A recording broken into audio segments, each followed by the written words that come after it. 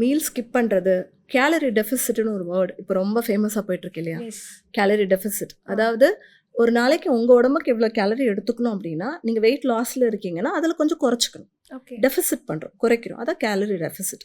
So அப்போ எப்படி குறைக்க முடியும்? ஏதாவது ஒரு மீலை நான் ஸ்கிப் பண்ணுறேன், காலையில் பிரேக்ஃபாஸ்ட் சாப்பிட்டாம போயிடுறேன், இல்லை டின்னர் சாப்பிட்டாம இருந்துடுறேன், இது மாதிரி பிளான் பண்ணிப்பாங்க.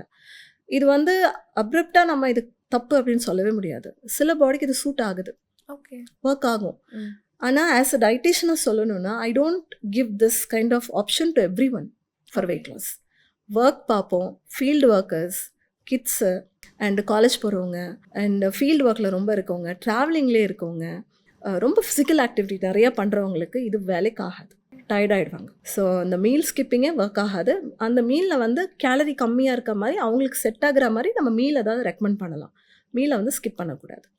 மீல் ஸ்கிப் பண்ணால் என்ன ப்ராப்ளம் ஆகும்னா, ரொம்ப டயர்ட் ஆகுவாங்க அண்ட் உடம்புல இருக்க நீர்ச்சத்து குறைய ஆரம்பிக்கும்.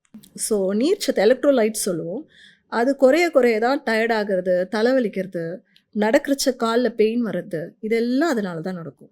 ஸோ மீல் ரீப்ளேஸ்மெண்ட் பண்ணணும், இல்லைனா மீலை நீங்கள் கட் பண்ணணும்னு நினச்சிங்கன்னா ஒரு ப்ராப்பர் கைடன்ஸோடு பண்ணணும்.